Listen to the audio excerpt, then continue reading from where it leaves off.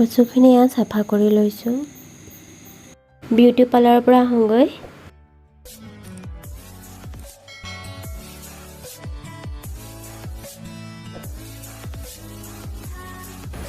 Hello' friend, মই জোনমণি আপোনালোক সকলোকে মোৰ চেনেলটোলৈ স্বাগতম জনাইছোঁ। এতিয়া 11টা বাজিছে। মই ভাবিছোঁ আজি এপাক বিউটি পাৰ্লাৰৰ পৰা আহোঁ। থ্ৰেডিঙো বহুত হৈ গৈছে আৰু লগতে চুলিখিনিও বহুত সৰিছে, সেইকাৰণে ভাবিছোঁ অকণমান চুলি কাটি দিম। আৰু মোৰ চিনাকি বা এজনী আছে, ভাবিছোঁ তাতে আজি এপাক সোমাই আহিম, বহুত দিন হ'ল যোৱা নাই। আপোনালোকে চাই থাকিব ভিডিঅ'টো। বিউটি পাৰ্লাৰৰ পৰা আহোঁগৈ। বহুত দিনৰ মূৰত অলপমান ওলাই যাওঁ আজি। মই বিউটি পাৰ্লাৰ আহি পালোহি। এয়া বেলেগক থ্ৰেডিং কৰি আছে, মোৰতো দেখুৱাব নোৱাৰিম কাৰণে দেখুৱাই দিছোঁ। বিউটি পাৰ্লাৰৰ পৰা আহি মই যে কৈছিলোঁ সোমাম বুলি বাজনীৰ ঘৰত, এয়া বাজনীৰ ঘৰত আহিলোঁ এতিয়া। এয়া বেটাই চশমা পিন্ধি আইনাত চাই আছে। আজি বহুত দিনৰ মূৰত ওলাই আহিব পাৰে, তাৰ বহুত ফূৰ্তি লাগিছে। এয়া উৎপাত কৰি আছেহি। হেল্ল' ফ্ৰেণ্ড, মোৰ কালি আহি পোৱা দেৰি হ'ল, সেইকাৰণে আৰু ভিডিঅ' নকৰিলোঁ।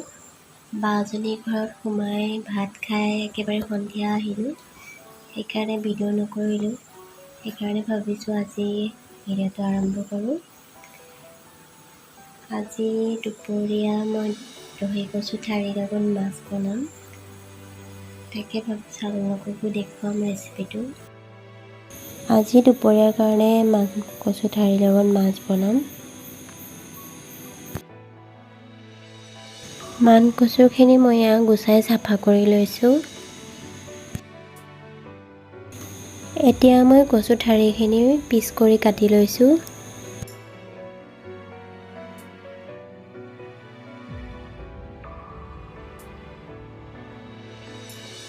কচুখিনি মই ভালদৰে ধুই ল'লোঁ।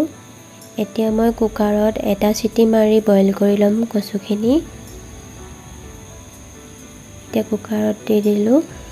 এইটো গিলাচেৰে মই 3 গিলাচ পানী দিলোঁ। ঢাকনখন লগাই এতিয়া গেছটোত পাতি দিছোঁ কুকাৰটো।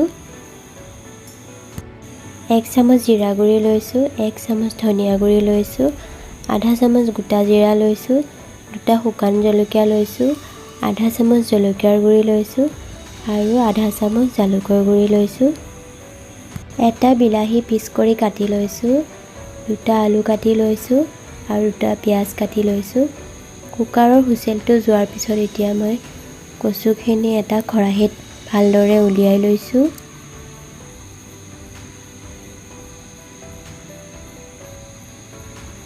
এনেদৰে অলপ সময় কচুখিনি খৰাহীটোতে থৈ দিম পানীখিনি যাবৰ কাৰণে।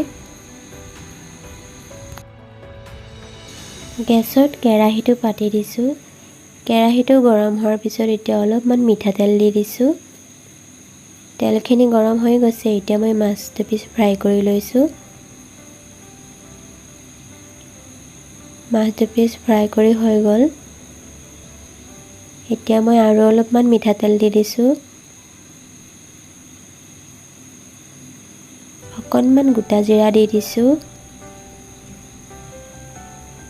গোটা জিৰাটো অকণমান ফ্ৰাই কৰি লৈছোঁ, লগতে 2টা শুকান জলকীয়াও দি দিছোঁ। এতিয়া মই পিঁয়াজখিনি দি দিলোঁ। পিঁয়াজখিনি অকণমান সময় ফ্ৰাই কৰি ল'ম।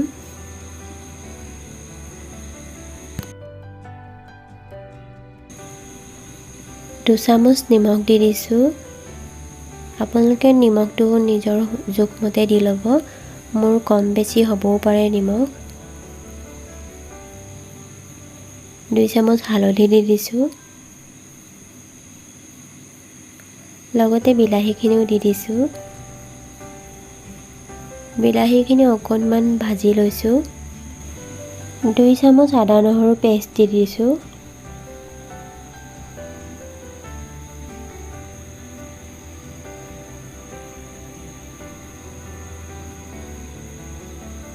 এয়া আধা গিলাচ পানী দি দিছোঁ বিলাহীখিনি সিজিবৰ কাৰণে।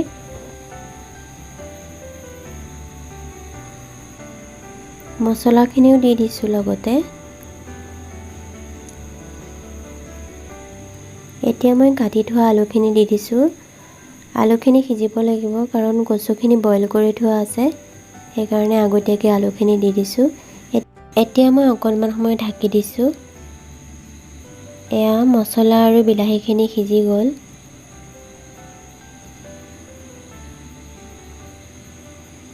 মছলাখিনি ভজা হৈ গৈছে। এতিয়া মই কচুখিনি দি দিছোঁ।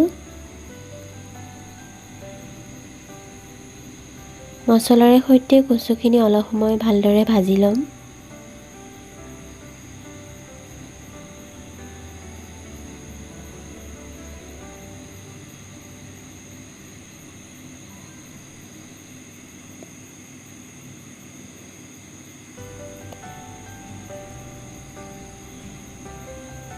এয়া মছলাৰ সৈতে কচুখিনি ভজা হৈ গৈছে।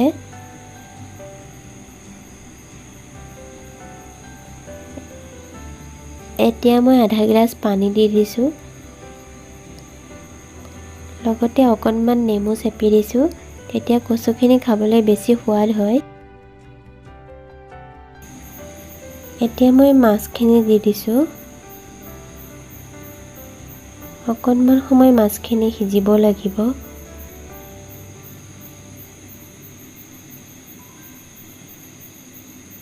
অলপ সময় ঢাকি দিছোঁ। এয়া কচু আৰু মাছ ৰেডি হৈ গ'ল। আপোনালোকেও এনেদৰে বনাই খাব, খাবলৈ বহুতে টেষ্টি হয়। আজিলৈ ভিডিঅ'টো ইমানতে সামৰিছোঁ। আপোনালোকে যদি চাই ভাল পাইছে তেনেহ'লে লাইক কৰিব, কমেণ্ট কৰিব আৰু লগতে কাষতে থকা বেল আইকনটো অল কৰি দিব। তেতিয়াহে মই পঠোৱা ভিডিঅ'ৰ ন'টিফিকেশ্যনবোৰ আপোনালোকে পাই থাকিব। আজিলৈ ইমানতে সামৰিছোঁ। বাই।